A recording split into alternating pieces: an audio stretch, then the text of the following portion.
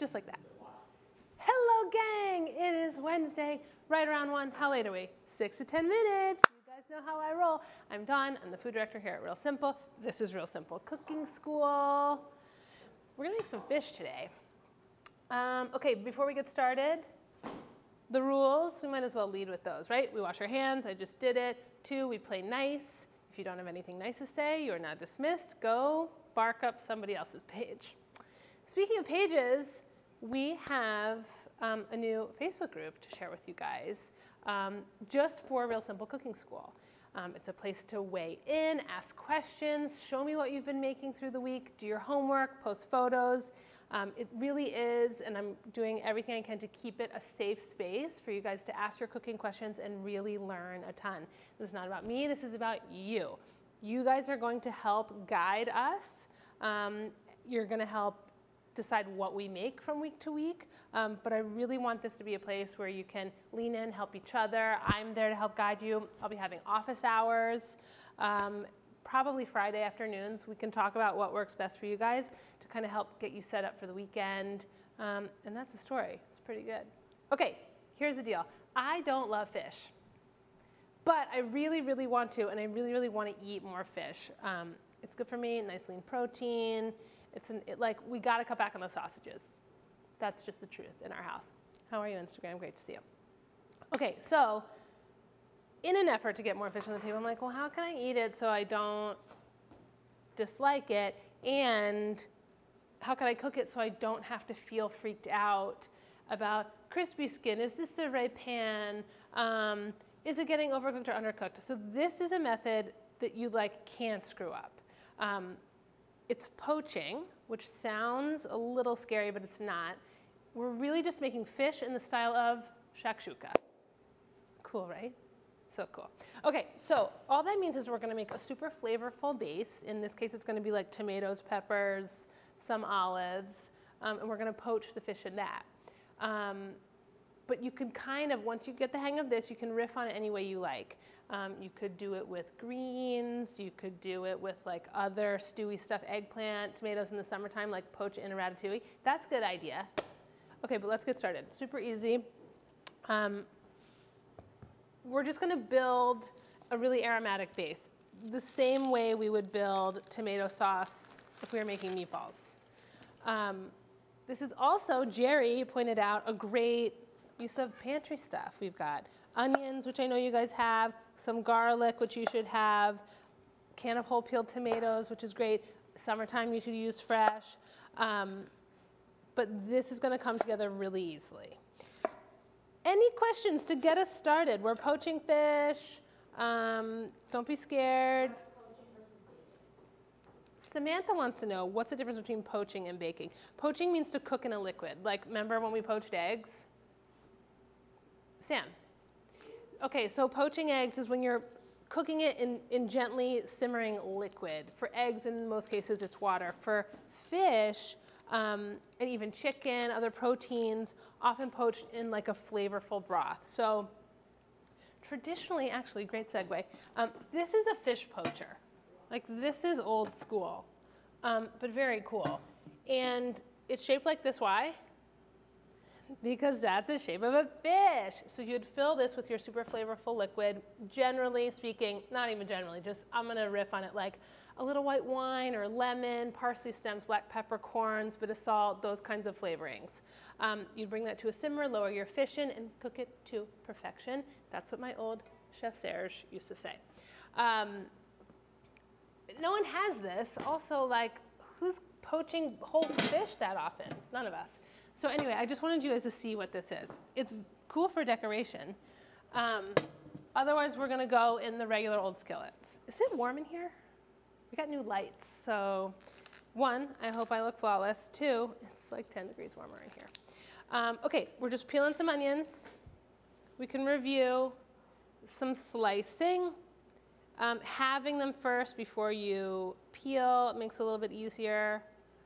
I have cuts on both of my thumbs, so looking more like a primate friend today with this opposable thumb thing. Taking off the outside, these are admittedly older onions, no big deal. You can throw whatever you've got in the pantry in here. We're going to talk about potatoes in a second, but I'm just going to give these a slice. I like to slice pole to pole. Do you guys know what that means? So when the onion was whole, he was like this, right? So slicing this way versus this way. I find they hold their shape a little better, the onion slices. I don't know if that's technically true. That is just based on my experience. Let me tell you something about me, generally. Little of what I say is based on research. Most, though, is based on personal experience, which I find more effective. So don't freak out if you're like, that's not right, that's never happened to me. Cool, do it your way. But I do find practice and personal experience are the best things to go on, okay? Good. So see, pole to pole, you could use shallots here, you could use leeks if you wanted to sophisticate it up a little bit. Just a quick onion slicing review. Flat side down, doesn't have to be super thin. And let's go ahead and get started. Now, Brooke is maybe going to drop the link to the little bit I wrote about this. As far as fish goes, one of the reasons I think I don't like a lot of fish is because it's not super fresh. It's a delicate protein. It's not always, cared for exactly how it should be, but there's a way around it, and I think that's to buy frozen. Fish is often frozen right on the boat from which it's caught. So when you buy those pre-portioned fillets, one, it should say if that was the case, but then you're getting super fresh fish. It hasn't been like defrosted and frozen again. You don't know when it was defrosted. You control all of that. So that's my choice, to buy frozen. And if you do buy frozen, what you would want to do in this scenario, just like you would if you were making pasta, you'd come home, put on your big pot, right, Sam? Yep. Bring it to a boil so it's ready when you are. Same thing with the fish. If you wanted to make frozen fish, don't freak out middle of the day like, oh my God, I didn't take the fish out of the freezer. It will defrost in 30 minutes, just enough time to make this flavorful liquid. You see? Solutions? Okay, Phil, come over.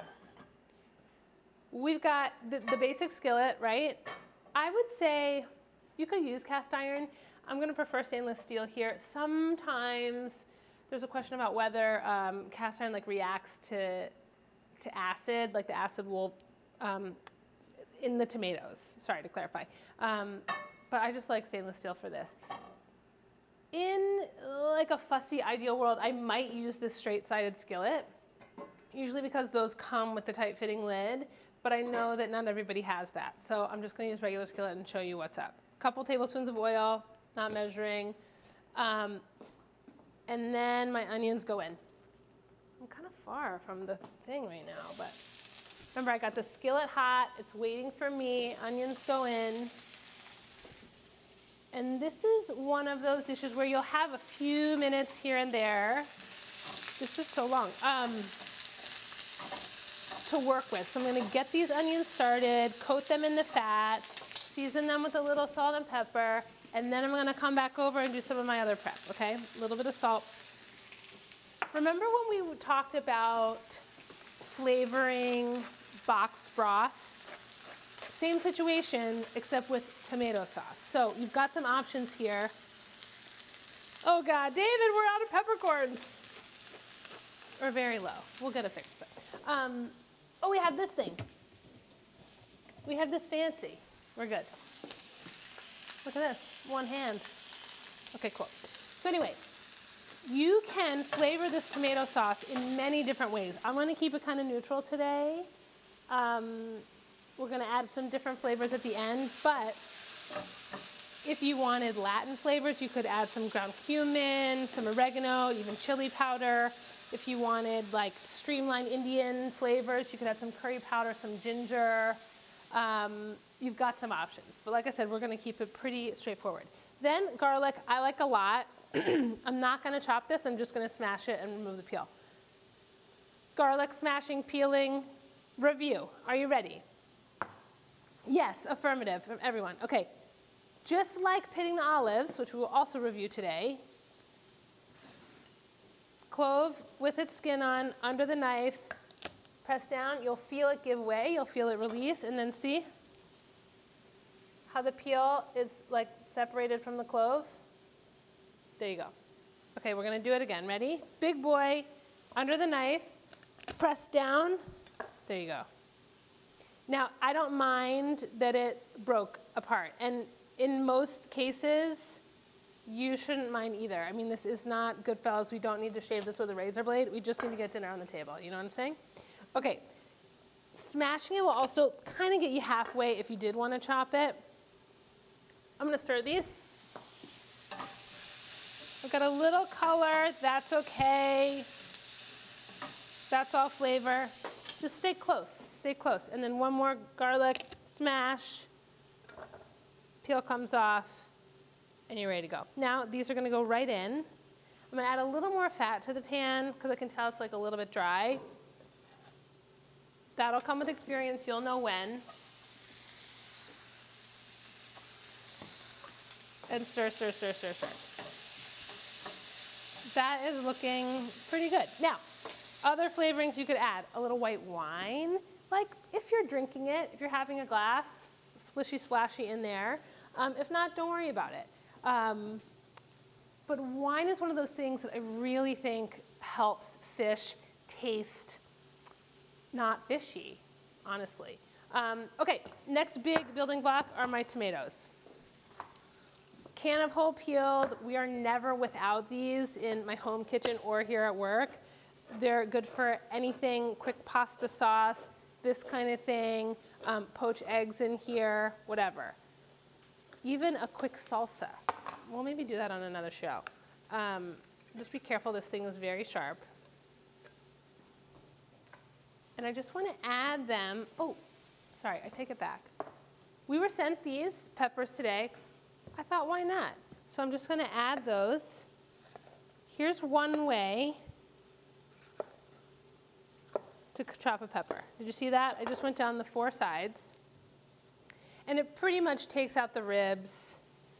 And you just get rid of that core, and it's no big deal. The other way I see people do it is kind of, I think, harder. You come down here, and you like rotate the pepper. It's just like a little bit harder. I find I can't really see. It's really more of like a party trick, if you ask me, because like you have this thing. It's cool, but not necessary. So I am just going to give these a slice.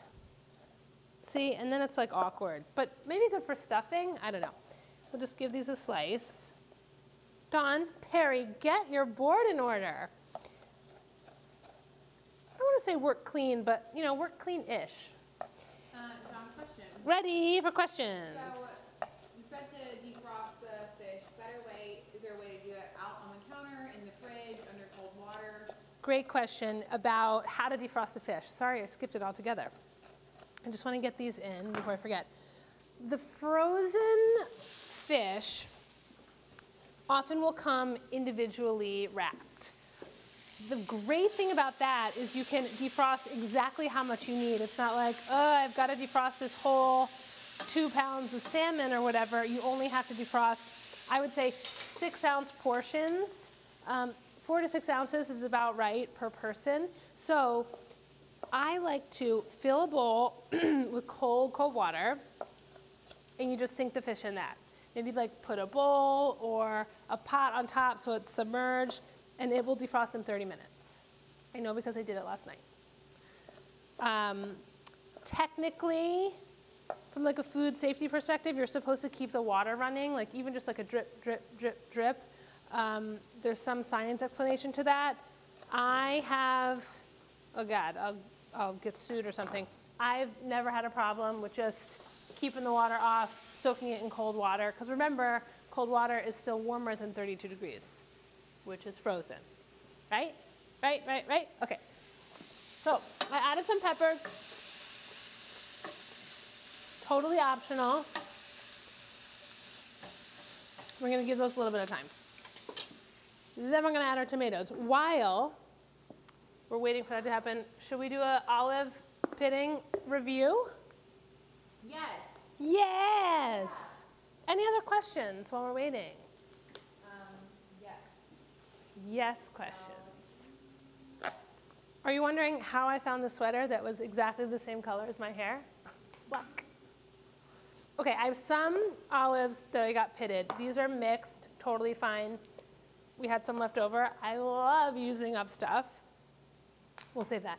But we also have some of these Picholine olives that are not pitted, and I am going to show you how to do it. Okay, remember we did this a couple weeks ago. One at a time, you can graduate to more at a time. Same as the garlic. Olive goes under your knife, pressure, and then he's flat, see? The pit is what stops the knife from going all the way down, and then pit goes here, olive goes there. Ooh, that pitted nice. Not a drop left behind. Okay, so flat, pull out the pit. Squish, open, separate. Got it? Again, olives optional. They're gonna add some nice salty, briny flavor to the tomato and are a great fridge pantry item to keep on hand because they add huge flavor to stuff with like no effort at all. Add them to pasta sauce, add them to salads. And I know there's, some folks don't like olives, but I can tell you, I didn't used to like olives either, and I just decided one day, like, I'm gonna start to like these. Started trying different kinds until I found one that I liked, and that was my gateway. Find your gateway olive and go there. Okay, Rebecca, questions? It's quiet in here today.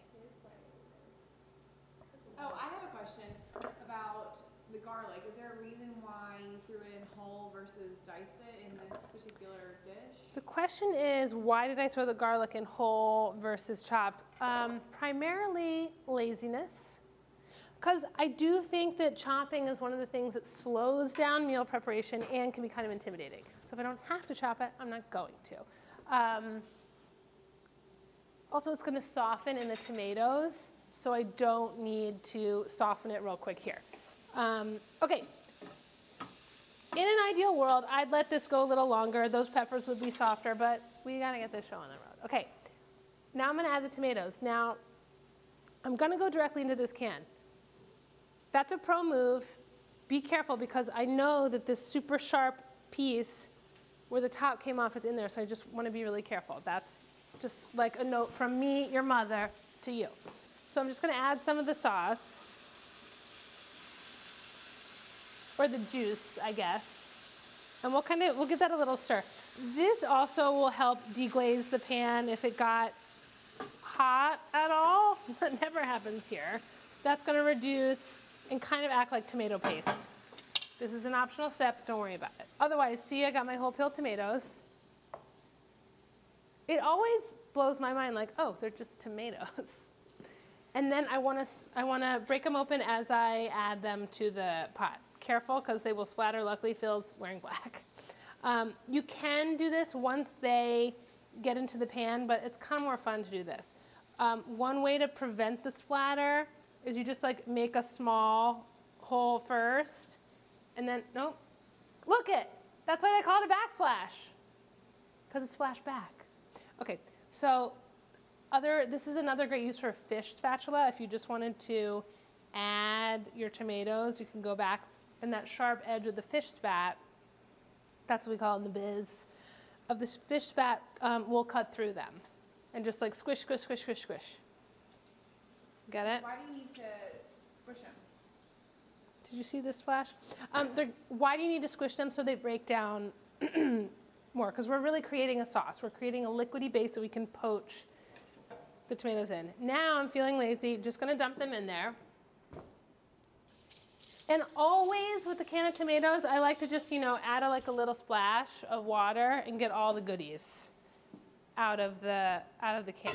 So because I was getting lazy and my hand was starting to hurt, I'll just go back in here. And same thing, you just want to break them open.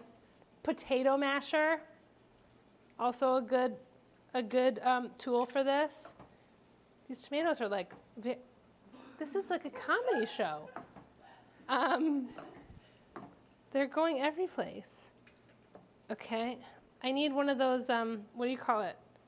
Splatter guards. Okay, just breaking them open. It's gonna release the juices. They'll cook down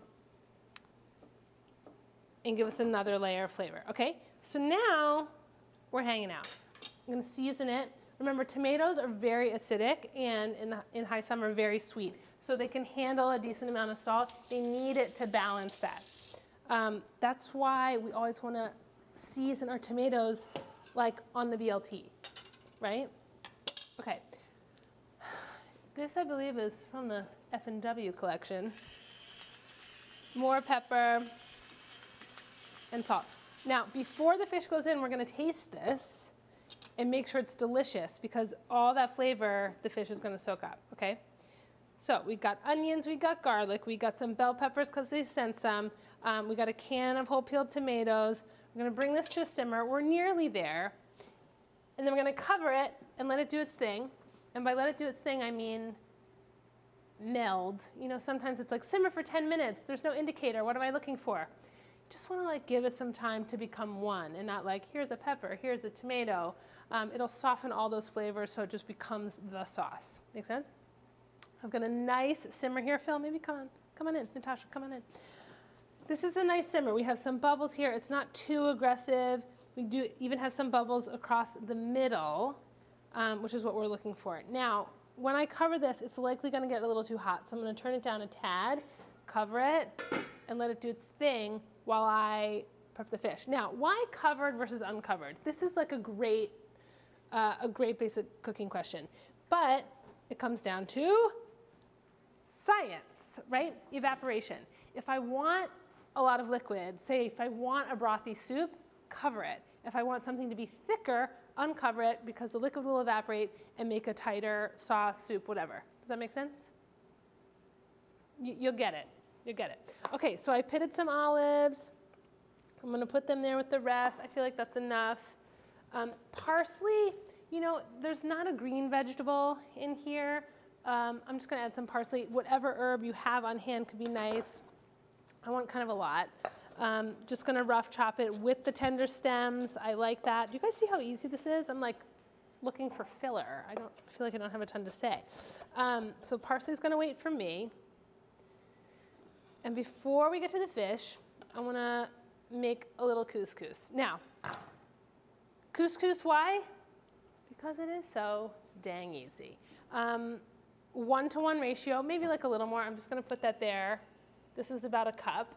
I'm gonna bring a cup of water to a boil. It could be stock. Whoa. It could even be like a thin tomato broth. You're gonna bring this to a boil. I just did a splash more because I do think like a little extra water helps. Plus we'll have a little bit of evaporation when it comes to a boil. Let's season this. A little bit of salt. And why not a little bit of fat?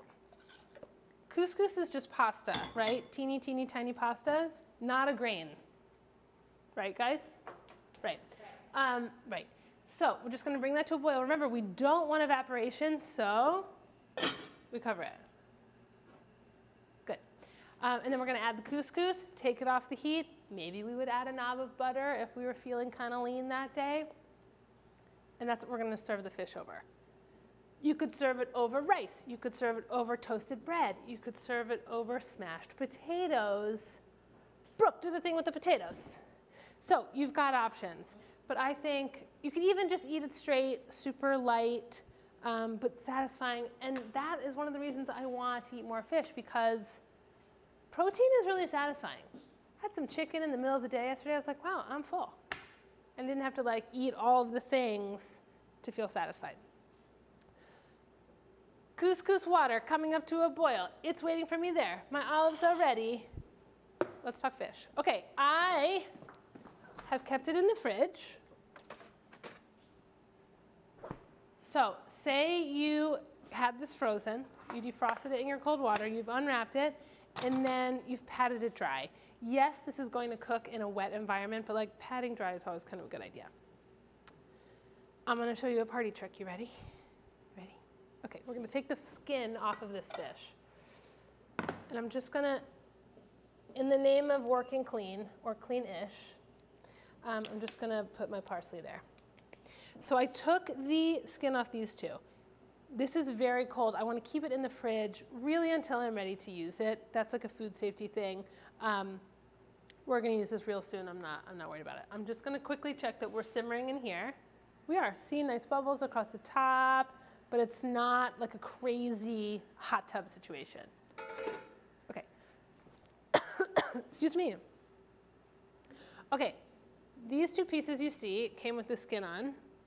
And this technique is actually easier with a bigger piece of fish, a longer piece of fish, a longer fillet. But here's how you remove the skin. And nothing against skin, but if I'm having fish skin, I want it to be really, really, really crispy. And because this is getting poached, it's not gonna be. So I like to take it off. So let's just do it. I'm gonna do it twice. I did this before you got here with these two, and it went pretty well. Natasha can attest. So let's see how it goes. Okay, you just wanna get under, you like lose a little, and get your knife between the skin and the flesh. Okay, see? Now, easier if you have smaller hands, but you get your knife here. The knife is not gonna move except to get me started. Then, knife doesn't move. Oh, it's kind of hard to get a grip. Here, let's do that. And then knife stays still.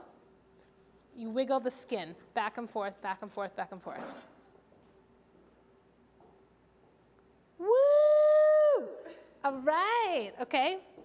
Let's try it again. And honestly, when your fish is this shape, that triangle shape, the tail piece, it's a lot easier. So if you want to practice, just ask for that piece of salmon or whatever. Okay, ready? So this one is easier. I'm gonna get my knife in between the skin and the flesh, hold it, and then see, I'm just gonna wiggle, wiggle, wiggle, wiggle, wiggle, wiggle, wiggle. Better purchase. Wiggle, wiggle, wiggle, wiggle, wiggle, wiggle. Aha! You know, I did pretty good. Like, there I did really good. And there's just like a little bit of flesh that I missed. But that's okay. But see? Not bad. That felt great. Okay, we're still gonna season this, but why don't we taste our broth situation and see how we're doing? Okay. Uncover, we got a nice simmer going.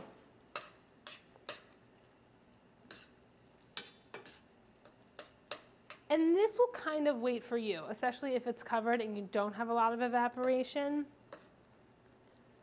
So, you know, would I let that go another 20 minutes if I needed to do laundry? Yeah. Am I not going to because we all have to get back to work? Yeah. It's pretty good though. Okay, I'm gonna put the olives in now. There was like a little bit of that brine in the bottom of the container. That's okay, that's gonna flavor too.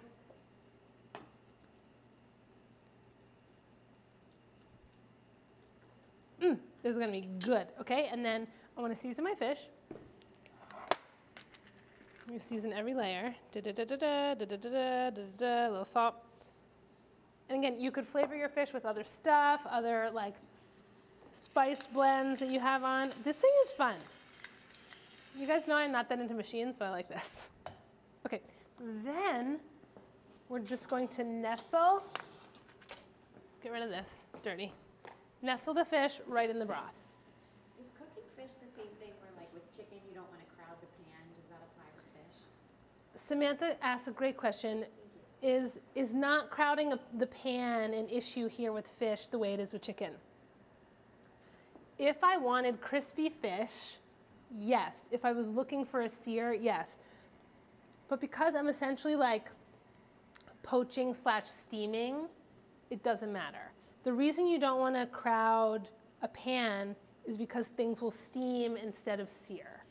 But in this case, we want to steam, so it doesn't really matter. Does that make sense? Yes, okay. So I am going to then just kind of help my fish along because it's kind of sitting on top and I want it to like be more in there. That's my fault because the peppers are making the fish sit on top, but that's okay. And I just want to kind of get it in there. I can spoon some of the vegetables over top.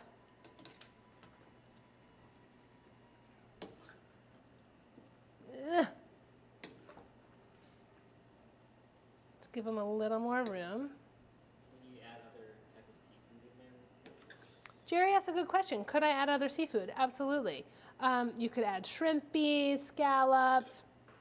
You could even cut the fish up and kind of come at this from more of like a stew perspective versus like a plated dish, which is what we're going to do.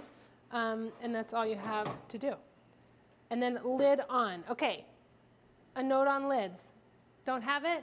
Foil works great. Big sheet pan also works great. We have a very well-stocked lid situation, so I had it. That's going to be hot. Aye. Turn off the heat. To the couscous. Couscous goes in. You can also just boil a kettle of water and pour that over couscous in a bowl. Okay, I have a couscous question. Samantha has a couscous question. I am ready for you. I make couscous fairly often, but I can't get it so that like part of it doesn't stick to the pan. What am I doing wrong? You might not be using enough liquid. The question is, how do I make couscous without it sticking to the pan? Or the pot. Or the pot. And my guess is maybe too much of the water is evaporating and then you're adding it. I'd also add a little fat. Do you hate that I use couscous from the box? No, that's... Like the 5-minute quick cook? No, here's the thing. Couscous is 5 minute. Okay. So most of you guys, like you're getting couscous from a box or the bulk bin, same. Don't worry about it. Near East, shout out. But again, like if you guys are looking for ways to bulk up dinner that like aren't rice, potatoes, or pasta, couscous, 5 minutes. A thing and a thing and a salad. A piece of fish, a little couscous, and a salad. Piece of chicken, a little couscous, broccoli, right? Thing and a thing and a thing. Vegetable, starch if you like, protein. It's home ec. I'm going to bring home ec back, you guys. For my third act, okay, now we just wait like 6-8 minutes until that's done. The same amount of time my couscous needs. What can we talk about between now and then? Why would you choose to use the whole tomatoes? Is it just preference, or can you use diced tomatoes if you have them on the counter, pantry? Rebecca asked a great question. I'm going to quickly hydrate because my throat is very dry. Why choose whole peeled tomatoes versus diced or whatever? Like if you have diced, can you use them? Short answer, yes. Here's the long answer. Whole peeled tomatoes are the best quality canned tomatoes. And that, when you think about it, makes a ton of sense. The best tomatoes, you pick it, God, this guy's beautiful. Keep them whole. The ones that are like a little too ripe or like, you know, smushed up, like a bird pecked at it, less perfect. Those go to diced. The ones that are like, whoa, they got beat up on the way to the canning place, puree, right? So whole peeled tomatoes are going to be the finest quality tomatoes of the canned bunch. I also feel like texturally, especially in this case where I don't want like a super smooth sauce, I like that you have like some of the juice and the seeds and the flesh. So they're my preference generally. Even if I'm making a pureed sauce, I like to start with those. But if you only have puree or like Pommi Pilati, I know that like Pommi sells that, or diced is fine, use it. Why would you buy olives with pits in them instead of the pitted olives? Good question. Rebecca asked, why olives, why would I buy olives unpitted versus pitted?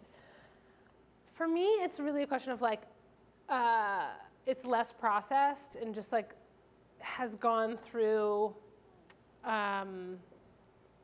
it's seen fewer hands. And I don't mean that like literally, but I think texture starts to break down when you pit, which is fine if I'm about to use it right away.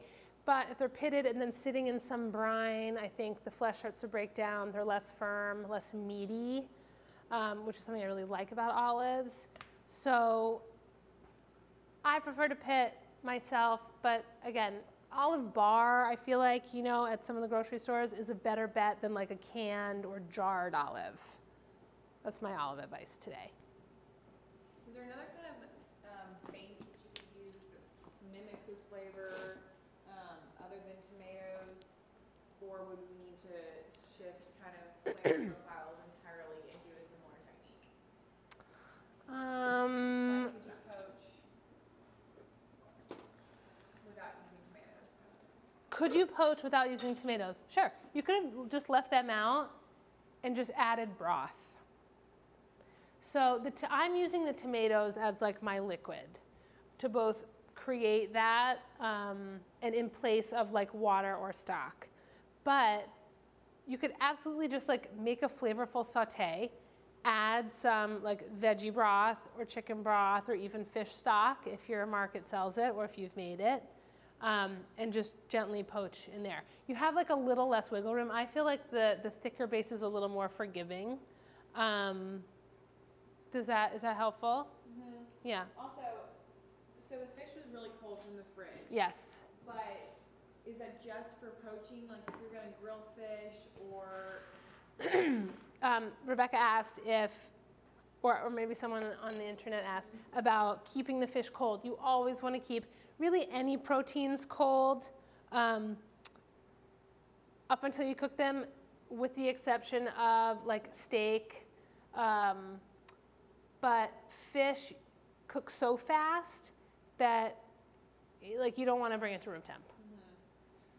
Keep it cold right until the grill, right until you go on the grill, or right until you go in the pot. But I think this is kind of done. First thing, let's check the couscous. Okay, Samantha, maybe we can talk about this. Phil, Natasha, look in there. This is what it looks like when it's done. Now, the best couscous I have ever had is from the Arabesque cookbook. Is that Paul Wolfert? I think it is.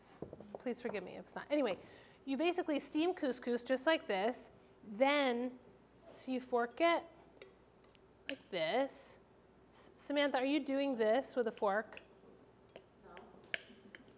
So Like when? after it's steamed, you going in with a fork and doing this? No. That's the thing. So you just want to scrape it up. Say that on the Near East box. Well, Near East is wrong. Near East. Tell the people to fluff with a fork. That's what this is. This is fluff with a fork. Anyway, the best couscous I've ever had is what you steam it, step one. Step two, you put it in like a shallow baking dish. Add butter. It might just be the butter that makes it delicious. Cover it and steam again. It makes the most light, fluffy couscous ever. So if you've got time on your hands, you want to try it, do that. And it takes like this super easy kind of cheater's side to like an elevated place. Okay. I'm going to make couscous tonight. Nice. And my fish, let's check this out. I think it's done. Smells good. Okay, so my fish, it's just starting to break apart. Phil, come. Natasha, come. See when I'm lifting this out, it's just starting to break apart. I don't love the indicator flake for fish because oftentimes by the time fish flakes, it's like overdone. This is, you know, swimming in this wet environment. Swim. So it's going to stay very moist, but that's what I'm looking for is just see how these sections are coming apart. So we're there. And that was it. So easy. So I am going to finish this with a bit of parsley. Yeah. Also optional, you could use another herb. Basil would be very yum. And then I'm just going to do my couscous on the bottom here. I like shallow dish for this one.